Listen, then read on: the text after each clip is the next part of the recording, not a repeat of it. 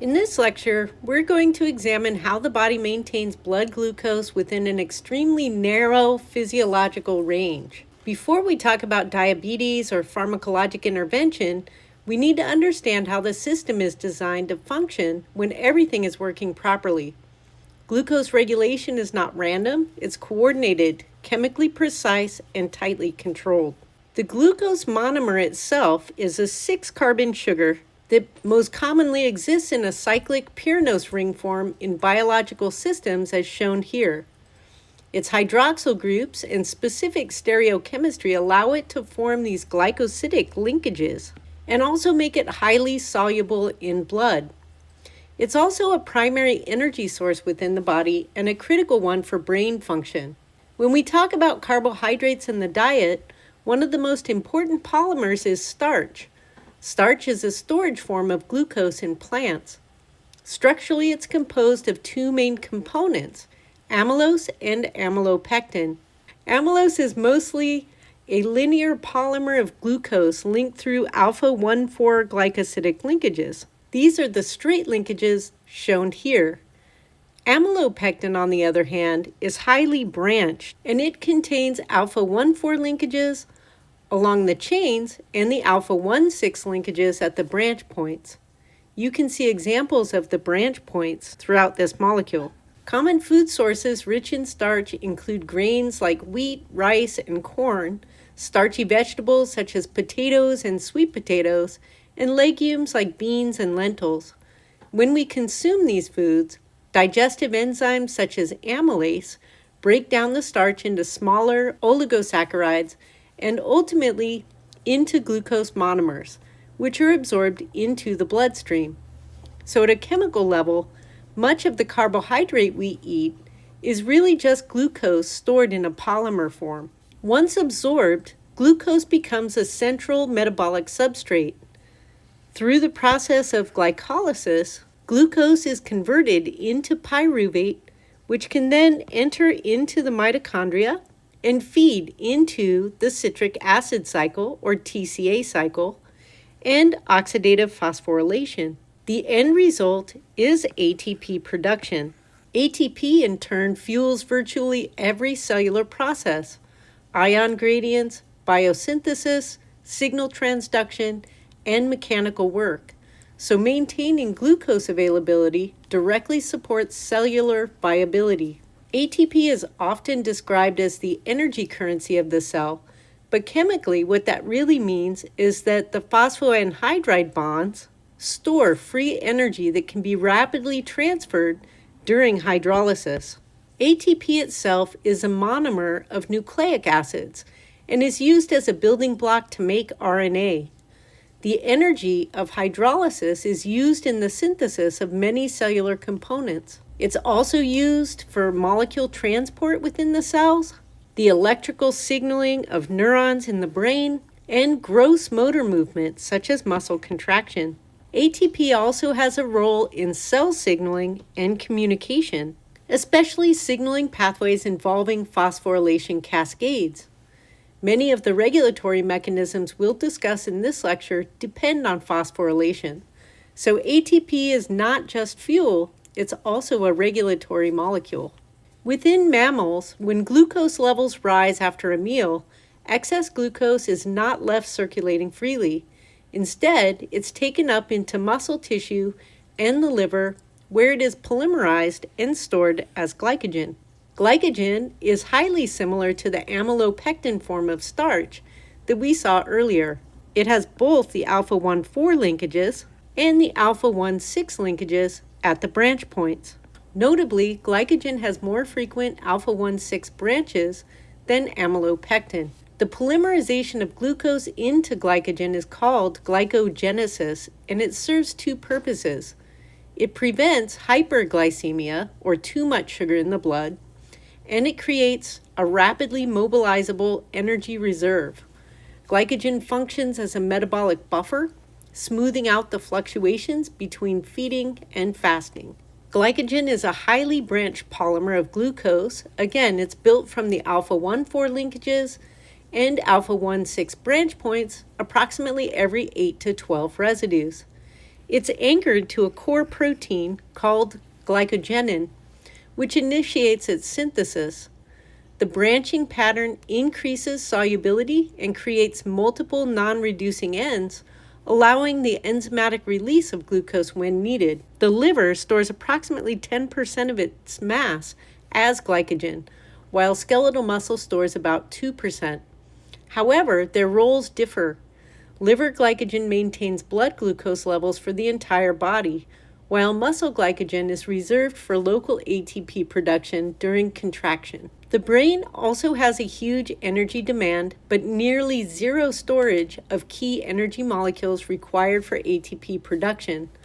Furthermore, glucose and ketone bodies are the only energy sources that can pass the blood-brain barrier and be utilized by the brain for ATP production. Note that ketone bodies are only produced during starvation or disease states, such as diabetes, and are not a regular source of energy for the brain. Thus, glucose is critical for brain function. Nearly 10% of the whole body's energy is used for nerve impulse transmission by the brain. If blood flow to the brain carrying critical oxygen and glucose is impeded, people will lose consciousness within approximately 20 seconds, and brain death and permanent damage occurs within 4 minutes of blood flow cessation. This exemplifies the importance of the liver in maintaining blood glucose levels, as well as the importance of oxygen maintenance. This figure is a nice way to visualize the problem the body is constantly solving. Blood glucose is always changing, but it can't change too much. If we start at time 0, the moment of a meal, blood glucose rises as dietary carbohydrates are digested and absorbed. You can see a clear post-meal peak, often reaching somewhere around the low 120 milligrams per deciliter in a typical healthy response, followed by the gradual return towards baseline over the next couple of hours. What's important here is not that glucose stays perfectly constant. It doesn't. What matters is the body corrects the rise efficiently and then prevents glucose from drifting downward during fasting. As the hours go on, blood glucose levels stabilize at around 80 to 90 milligrams per deciliter in this simplified plot. So this one slide sets up a key concept for the whole lecture. After a meal, the body must store and distribute glucose, and during fasting, it must produce or release glucose to keep the bloodstream supplied, especially to protect brain function. The hormones insulin and glucagon are the major control signals that shift the body between those two metabolic modes. Now we'll connect that curve to physiology.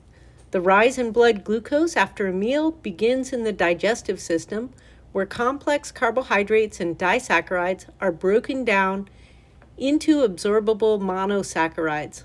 The small intestine is the key site here, where most glucose absorption occurs and where glucose first enters the bloodstream. At the intestinal epithelium, glucose uptake is not just passive diffusion, it's actively coordinated by transporters. On the apical side of an enterocyte, glucose is brought in efficiently even when concentrations are low, and then it exits the basolateral side into circulation. This is the molecular step that drives the post-meal rise that we saw in the previous graph. Mechanistically, the key idea is that the intestine couples glucose transport to ion gradients. That's why absorption can be so effective. It leverages existing electrochemical gradients to help move glucose into the cells. And then glucose can leave the cell into the blood through facilitated diffusion. This gives us a predictable, meal-linked influx of glucose that the endocrine system has to manage. Once again, glucose enters the circulation. It becomes a homeostasis problem. The body has to decide in real time, do we store glucose? Do we use it immediately? Or do we release more from internal reserves?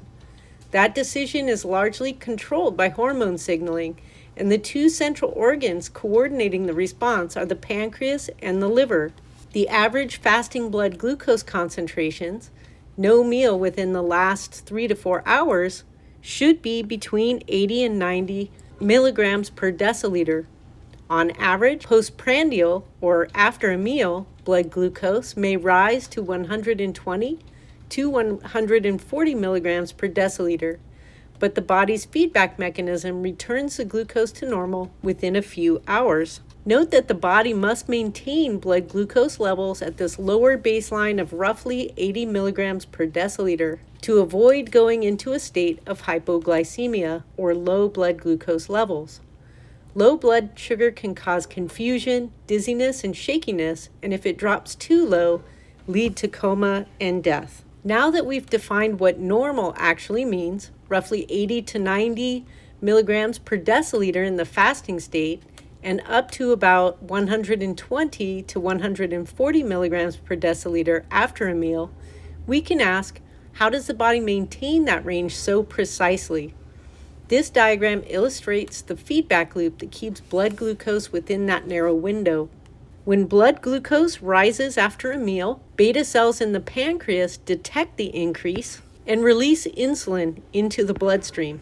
Insulin signals peripheral tissues to take up glucose, and it signals the liver to store glucose as glycogen. As glucose is cleared from circulation, blood levels decline, and they go down back towards the fasting baseline of around 80 to 90 milligrams per deciliter. Conversely, when blood glucose begins to fall during fasting, approaching the lower threshold where hypoglycemia becomes dangerous, alpha cells in the pancreas release glucagon into the bloodstream. Glucagon signals the liver to break down glycogen and release glucose back into the bloodstream. This prevents glucose from dropping to levels that would impair brain function. So this is a classic negative feedback system. The pancreas acts as the sensor and signal generator. The liver acts as the metabolic effector. Together, they maintain glucose within a physiologically safe range. Now let's zoom in chemically on insulin itself. Insulin is a peptide hormone composed of 2 polypeptide chains. They're linked together by disulfide bonds, shown in yellow in this diagram. Those disulfide bridges are critical. They stabilize the three-dimensional structure required for receptor binding. Without those covalent sulfur-sulfur linkages, insulin would not maintain the correct conformation or biological activity. But insulin is not synthesized in this final two-chain form. It's first produced as proinsulin. The alpha chain and the beta chain are connected by segments known as the C-peptide. This precursor allows the proper folding and formation of the disulfide bonds before enzymatic cleavage. Enzymatic cleavage removes the C-peptide, leaving the mature active hormone. This processing step is clinically important. When beta cells release insulin, they also release C-peptide in equimolar amounts. That means C-peptide can be measured to assess endogenous insulin production, distinguishing between insulin that's made by the body and insulin that may be given therapeutically. So even the structural level, insulin reflects elegant biochemical design, precise folding, covalent stabilization, and regulated proteolytic activation. Before we zoom in further on cellular signaling, it's helpful to orient ourselves anatomically. The pancreas and the liver are distinct organs, but functionally they operate as a tightly coordinated endocrine metabolic unit. The pancreas sits posterior to the stomach with its head nestled in the curve of the duodenum and its tail extending out towards the spleen. The liver lies superiorly in the abdominal cavity and serves as the central metabolic hub for the body. Although the pancreas is associated with digestion through the pancreatic duct and the exocrine enzyme secretion, such as amylases, lipases, and proteases, its endocrine function is what concerns us here. Scattered throughout the pancreas are small clusters of cells called islets of Langerhans. These cells do not secrete into the ducts. Instead, they release hormones directly into the bloodstream. Once secreted, insulin and glucagon travel through circulation to the liver. The the liver then executes the metabolic response, either storing glucose as glycogen or releasing glucose back into the blood. So anatomically, these organs are separate, but physiologically, they function as a closed-loop regulatory system. The pancreas senses blood glucose, and the liver acts on the signal. Now we're zooming in from the organ level to the cellular architecture. Within the pancreas are small clusters of endocrine cells known as the islets of Langerhans. These islets are structurally distinct from the surrounding exocrine tissue. They're enclosed by connective tissue and, importantly, are highly vascularized. That vascularization is not incidental. It's essential.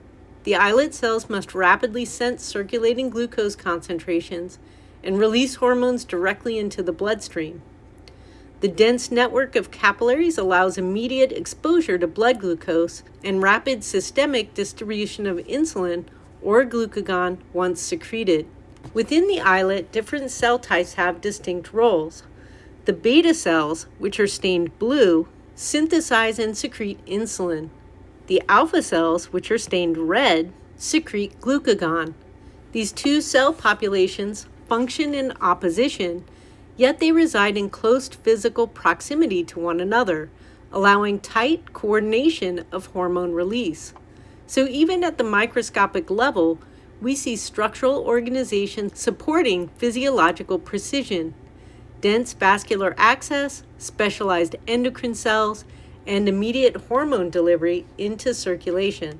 Now let's connect what we just saw in the islets to systemic physiology. When blood glucose levels rise, a state referred to as hypoglycemia occurs. Pancreatic beta cells detect that increase and respond by secreting insulin into the bloodstream. Insulin travels through the circulation and binds to receptors on target tissues.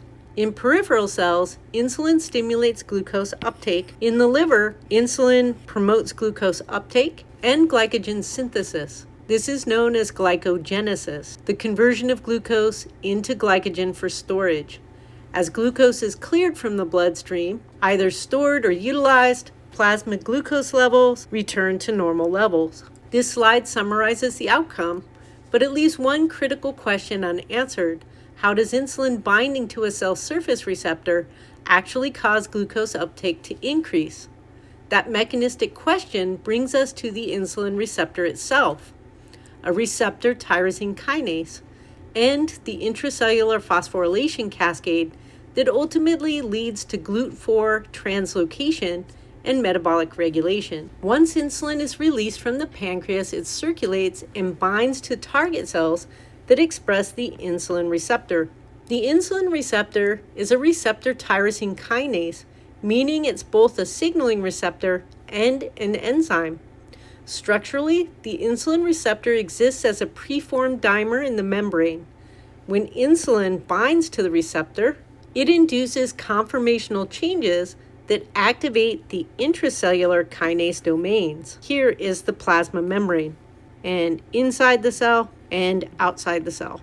The intracellular portion of the receptor contains a catalytic tyrosine kinase domain that binds to ATP.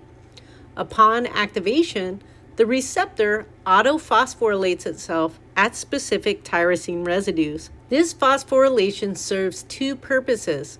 It increases catalytic activity and it creates docking sites for downstream signaling proteins. In the inactive state, a regulatory activation loop partially obstructs the active site. When key tyrosine residues within this loop are phosphorylated, the loop repositions, exposing the ATP binding pocket and allows efficient substrate access. ATP then donates its gamma phosphate to tyrosine residues on target proteins. These phosphorylated tyrosines serve as recruitment sites for adapter proteins, such as the IRS protein, initiating a phosphorylation cascade that ultimately leads to increased glucose uptake and metabolic regulation. From a medicinal chemistry perspective, this receptor is particularly important because it contains a defined ATP binding site and regulatory domains. structural features that in other tyrosine kinases are common drug targets. While we do not inhibit the insulin receptor therapeutically, understanding its activation mechanism helps us understand insulin resistance and downstream signaling modulation. Now we move from receptor activation to intracellular signaling propagation. After insulin binds the receptor and autophosphorylates, the phosphorylated tyrosine residues serve as docking sites for adapter proteins, most notably IRS1, the insulin receptor substrate, not to be confused with the Internal Revenue Service. The insulin receptor substrate becomes phosphorylated on tyrosine residues, creating binding sites for additional signaling proteins. One of the most importantly recruited enzymes is phosphoinositide 3 kinase, or PI3K. This is a dimer that's made up of a P85 and a P110 subunit. So together, these are the PI3 kinase. PI3 kinase associates with IRS1 and becomes activated.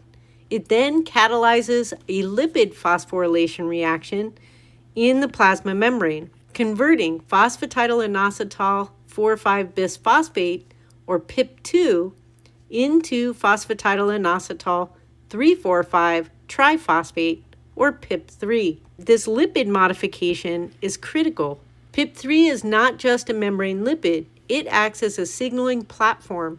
It recruits downstream kinases such as PDK and AKT to the membrane. PDK phosphorylates and activates AKT, also known as protein kinase B.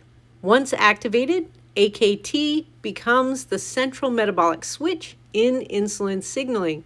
One of AKT's key downstream targets is a regulatory protein called AS160. In its unphosphorylated state, AS160 suppresses the activity of RAB GTPases, such as RAB10, which are involved with vesicle trafficking.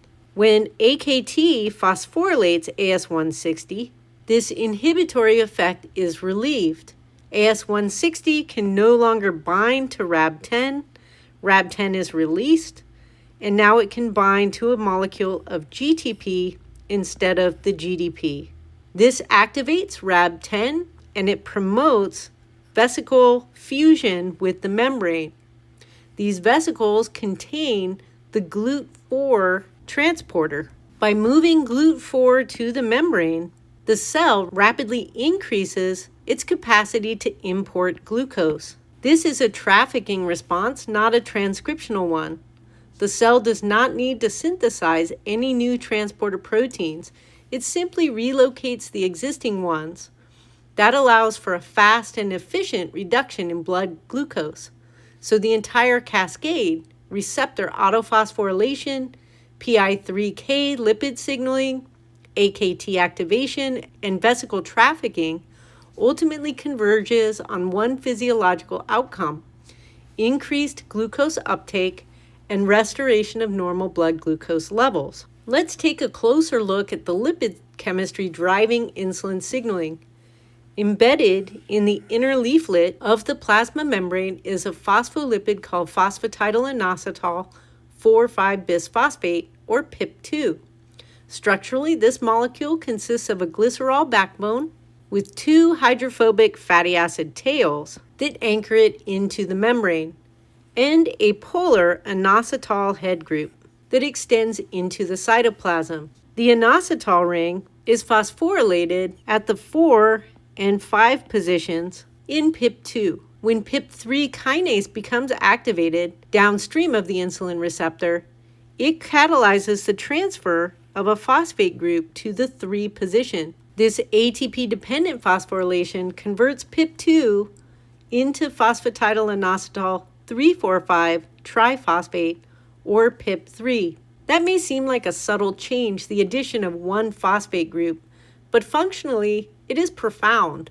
The addition of negatively charged phosphates dramatically alters the binding properties of the lipid head group. PIP3 now serves as a high-affinity docking site for signaling proteins that contain plextrin homology domains, or pH domains. So this step represents a lipid-based amplification signaling. We are not modifying a soluble protein, we are modifying the membrane itself to create a transient signaling platform. This is also a highly regulated node.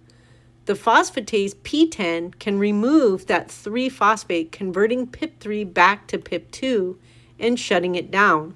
Loss of P10 activity is associated with uncontrolled PI3 kinase signaling and occurs in cancer, highlighting how central this chemistry is in controlling cellular growth. In the context of insulin signaling, the production of PIP3 recruits and positions PDK and AKT at the membrane, allowing the next phase of phosphorylation to occur. So we've just seen how insulin increases glucose uptake through the GLUT4 transporter. But uptake is only one part of the story. Once glucose enters skeletal muscle or liver cells, insulin also promotes its storage as glycogen.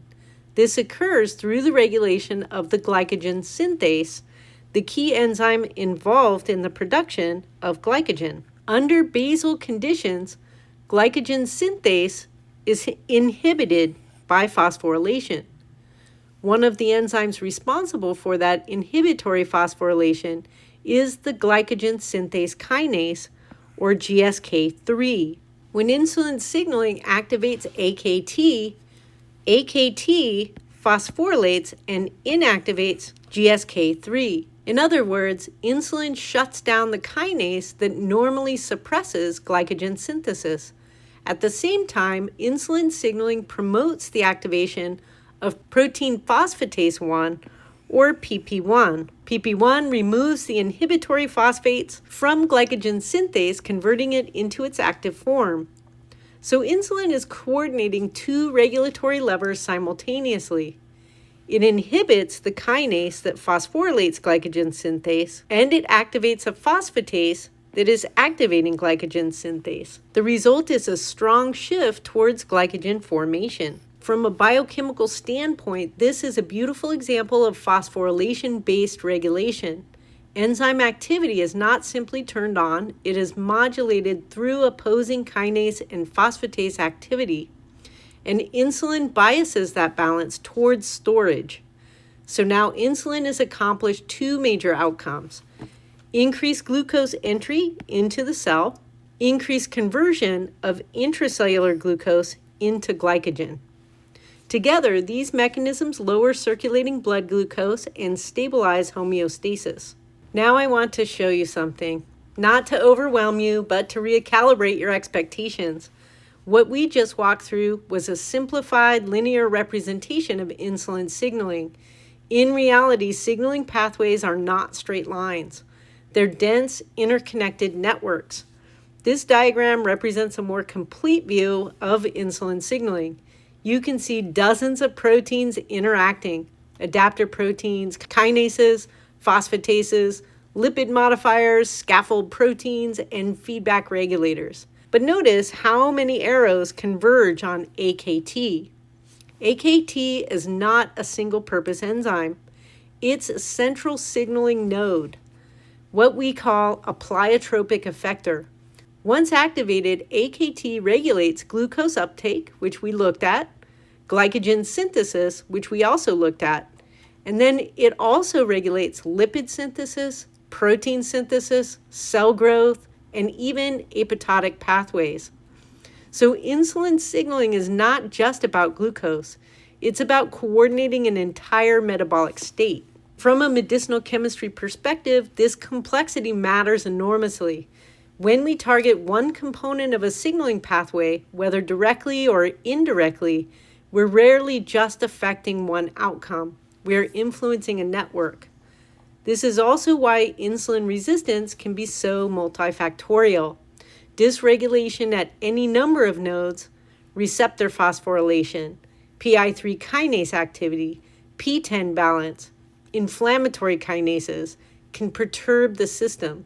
So for this course, we'll focus on the major metabolic branches of insulin signaling: the uptake of glucose into the cell and the formation of glycogen.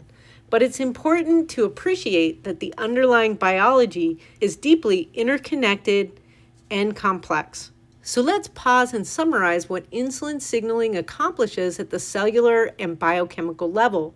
First, insulin signaling binds and activates a receptor kinase. This activity triggers a phosphorylation cascade inside the cell, a sequence of protein-protein interactions and kinase reactions that amplify the signal. Second, insulin increases glucose uptake from the bloodstream. It does this by promoting the translocation of GLUT4 transporters to the plasma membrane in skeletal muscle and adipose tissue, allowing glucose to move into cells efficiently.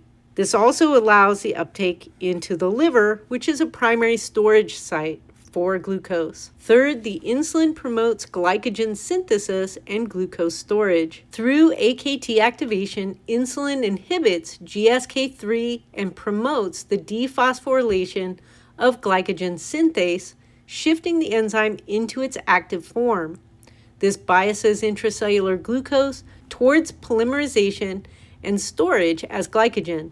So mechanistically, insulin signaling activates phosphorylation cascades, increases membrane glucose transport capacity, and promotes anabolic storage pathways. Remember, anabolic pathways mean building up.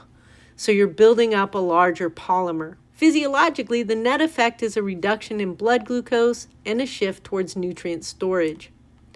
Insulin is fundamentally an anabolic storage promoting hormone. Now we're going to contrast that with glucagon, which activates a completely different receptor class and drives the opposite metabolic state.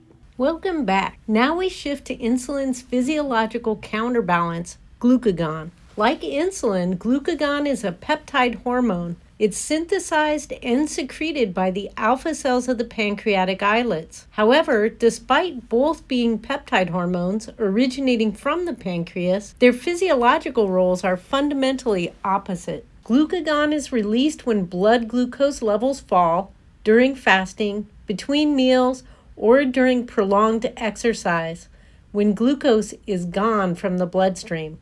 Glucagon. Structurally, glucagon is a 29 amino acid peptide that adopts an alpha helical conformation when bound to its receptor. Unlike insulin, which signals through a receptor tyrosine kinase, glucagon binds to a G protein coupled receptor, a completely different receptor class that you were introduced to earlier this term. This difference in receptor architecture leads to different intracellular signaling strategy. While insulin promotes glucose uptake and storage, glucagon promotes glucose production and release, particularly from the liver. So if insulin is the fed state hormone, glucagon is the fasted state hormone. Now let's place glucagon back into the physiological context of blood glucose homeostasis. When blood glucose levels fall, during fasting, between meals, or prolonged energy demand, the body enters a hypoglycemic state, or a state of low blood sugar. This drop in plasma glucose is sensed by the pancreatic alpha cells, which respond by secreting glucagon into the bloodstream. Glucagon's primary target organ is the liver. Unlike insulin, which promotes glucose uptake and storage, glucagon stimulates glucose production and release. It activates two major hepatic processes: glycogenolysis, or the breakdown of glycogen into glucose, and gluconeogenesis, the synthesis of new glucose from non-carbohydrate precursors. The liver then releases glucose back into the bloodstream. This restores blood glucose towards normal levels. So if insulin moves glucose into tissues and into storage, glucagon mobilizes stored energy and pushes glucose back into circulation. Together, these two hormones form a tightly regulated counter-regulatory system. So before we move into the molecular signaling cascade, let's orient ourselves metabolically. Insulin is the fed state hormone. Glucagon is the fasted state hormone. In the liver, glucagon shifts metabolism away from storage and towards glucose production. It inhibits glycogenesis, meaning that the liver stops storing glucose as glycogen. It inhibits glycolysis, meaning that the liver reduces its own glucose utilization. During fasting, the liver is not supposed to burn glucose for itself. Its job is to maintain blood glucose for the brain and other tissues. Instead, glucagon activates glycogenolysis, or the breakdown of glycogen into glucose. It also activates gluconeogenesis, synthesizing new glucose from precursors, such as lactate, glycerol, and amino acids. At the same time, glucagon shifts the liver's energy metabolism towards fats. In this process, you have fat oxidation and ketone body production. This can then be used to generate ATP for the liver cells. In adipose tissue, glucagon, either directly or indirectly through reduced insulin signaling, promotes fatty acid release. Those fatty acids can then serve as the fuel for the liver, sparing glucose for glucose-dependent tissues. So, the overall metabolic theme of glucagon is mobilization. Insulin stores energy, glucagon releases it. Glucagon signaling begins when the hormone binds to its receptor on hepatocytes, or liver cells. Unlike insulin receptors, which are widely expressed throughout many tissues, glucagon receptors are more selectively distributed. The primary target of glucagon is the liver. This is because the liver is uniquely capable of exporting free glucose into the bloodstream through the glucose transporter GLUT2 and the enzyme glucose 6-phosphatase. Skeletal muscle, in contrast, does not express glucose 6-phosphatase and therefore cannot release free glucose into circulation. For that reason, muscle tissue is not a major direct target of glucagon signaling. This receptor is a 7-transmembrane G-protein coupled receptor, or GPCR. Its activation will initiate a signaling cascade that is fundamentally different from insulin's receptor tyrosine kinase pathway. Once glucagon binds to its receptor, the receptor undergoes a conformational change and acts with a heterotrimeric G protein located on the cytoplasmic side of the membrane. The G protein consists of 3 subunits: the alpha, the beta, and the gamma. In the inactive state, all 3 subunits remain associated, and the alpha subunit is bound to GDP. The alpha subunit is the regulatory component.